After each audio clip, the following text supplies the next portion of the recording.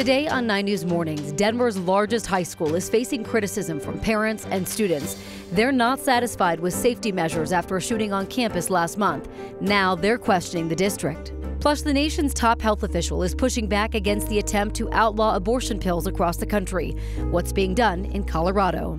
And Colorado's only oil refinery is polluting the air even when it's not fully running. They're breaking state rules, and people who live nearby say they're tired of it. 9 News Mornings starts right now. Well, good morning. Happy Monday. Corey, Jeremy, Eric, and Keely with you this morning.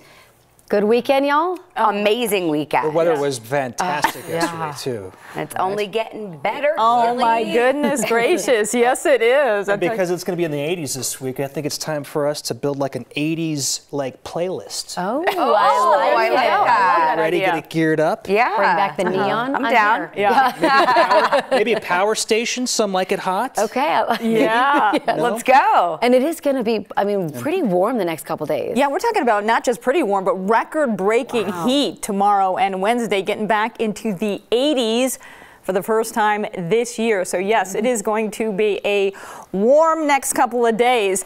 I'll tell you what, we've got lots of sunshine, not too much happening. The wind's light today, but that is also going to change tomorrow as those winds pick up, as will the fire danger. Out there right now, very pleasant. We're at 36 degrees out at DIA. Again, the wind's fairly light out of the south, only 8 miles per hour, so not an issue. HT Doppler radar clearly showing we are in the clear. We have a ridge of high pressure. This is a very strong ridge of high pressure in place, steering any type of cooling clouds or storm activity out of our area. So we are looking warm and calm and mostly sunny today, with temperatures getting up there into the mid, in some areas around Denver, upper 70s. Overnight lows dropping back down into the mid 40s. So very pleasant overnight, not too cold.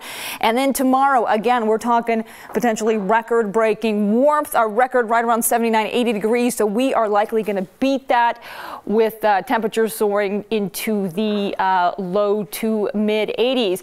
I'll tell you what, we do have a cool down in store and even a potential for some rain, snow, wintry mix. How about that coming up in our extended forecast? We'll talk more about that coming up in just a bit. Keely, thank you. We want to help get you out the door this Monday morning. Quiet overall. We're taking a live look from CDOT at 270 and Vasquez this morning, headed toward us eastbound, lanes away from us westbound. Really nothing to worry about there, but we do have a closure. Highway 6 through Clear Creek Canyon between Highway 119 and 58 because of a crash at this hour. That closure both directions of Highway 6. So I-70 going to be the way to go instead as your workaround. Otherwise, though, really just seeing all green across the metro as you get ready to head out this Monday, dark and early. Drive into Commerce City, 11 minutes on westbound 76, so no delays heading in from E470. Both sides of 270 in the green at this hour. No problems on 225 either direction between I-70 and I-25. You're looking at a quick 10-minute ride and out here on I-25 between the Tech Center and downtown.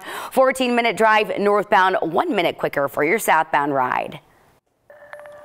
Starting today, parents of Denver East High students are planning to meet outside the school every Monday. Yeah, they are not satisfied right now with the district's answers about safety after a 17-year-old shot 2 administrators on campus more than 2 weeks ago.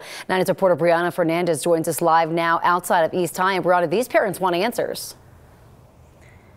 Yeah, most of them do want answers. They are convinced the district is not doing much to protect their kids while they're here at school.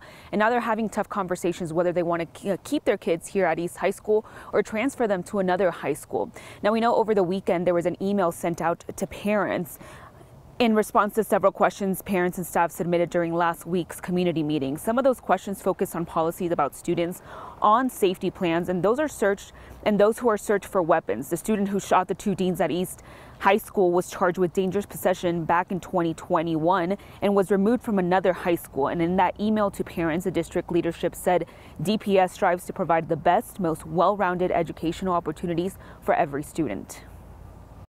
It's hard to kind of integrate those types of people like in the regular class. I think you definitely need to change it up. I don't think you can just put those types of people in regular class. The shooter, I knew him, he was in my class, so it was very, I don't know, it was very kind of shocking when I figured out it was him, And in that email, the school board directed the superintendent to complete a security review, and that will be presented to the board in June. And we know families are expected to be here on Monday, starting today, and every Monday moving forward, starting at 10:20 this morning. Corey? Yeah, clearly parents are fed up and they want some answers here. Brianna, thank you. Today, Loveland High School's principal will be back on the job. Michael James was put on leave while the district investigated why teachers left school during an unfounded threat last month. Classes were canceled March 29th after a safe-to-tell tip threatened the school, and up to 13 employees decided to leave campus. Police found no evidence of a threat at the school. According to the district, staff were given outdated information about the threat before classes that morning. Believing they were unsafe, the staff decided to leave campus, according to the district. New protocols will be in place at Loveland High School, including the creation of a community safety committee. Also happening today, the DPS Board of Education will be voting on whether to get rid of an innovative program at 2 schools in the district. Kepner Beacon and Grant Beacon Middle Schools are part of a program which gives them more autonomy to better meet the needs of their students. Last month, Superintendent Alex Marrero recommended revoking it due to insufficient academic progress at Kepner and concerns with organizational health. Faculty and parents alike are urging the board to keep the children's best interest in mind when making the decision. It impacts our autonomy and our flexibilities through the innovation schools. So is it a power move? It definitely looks that way. Y lo que me gustaría decirle a la mesa directiva de DPS, que no nos quiten la zona Beacon. Alex Magana says back in September, DPS told him that test scores would not be a factor in deciding school closures or programs, since the pandemic was a hard time for students and teachers. He also said they gave DPS more information to clarify the organizational health concerns.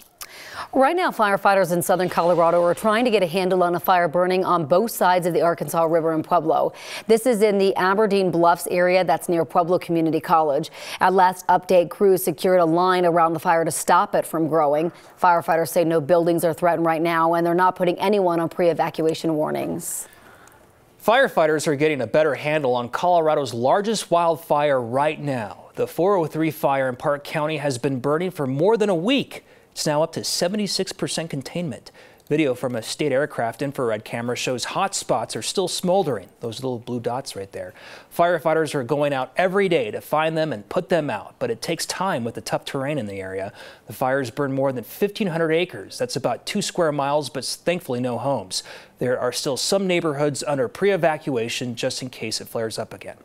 Some lawmakers are worried future wildfire risk in Colorado could be so bad that insurance companies won't want to cover homes. They're proposing the state offer bare bones last resort coverage for families who can't get it anywhere else. Other states have similar state-run programs. They're expensive and they don't offer much coverage, but it's better than nothing. A bill introduced by 3 Democratic state lawmakers would create a similar safety net here. It would be managed by a nonprofit and funded in part by existing insurance companies. The state's Division of Insurance is also looking into coverage issues like families who aren't getting renewed by their current insurer and having to shop around to find something else. The nation's top health official is considering defying a judge's order to end the approval for one of the main drugs used in medication abortions. Health Secretary Javier Becerra says his department wants the courts to overturn the ruling on mifepristone. When asked if he'd tell the FDA to ignore the ruling, Becerra said everything is on the table. This is not America. What you saw by that one judge in that one court in that one state, that's not America. America goes by the evidence. America does what's fair. America does what is transparent, and we can show that what we do is for the right reasons. That's not America. The ruling is on hold for a week as the Department of Justice prepares for an appeal. A judge in Washington state has already issued a separate decision saying the drug should remain available. A ban would apply even here in Colorado, where abortion access is protected by state law. A package of Democrat-backed bills strengthening abortion rights in Colorado is waiting for the governor's signature. The bills passed last week, mostly along party lines. The Senate Bill 190 would set restrictions on how anti-abortion centers can advertise their services. Senate Bill 189 would expand insurance coverage for abortions. And Senate Bill 188 protects abortion patients and providers in Colorado from out-of-state legal threats for abortion services that are legal in Colorado. If signed by the governor, all bills would take effect immediately.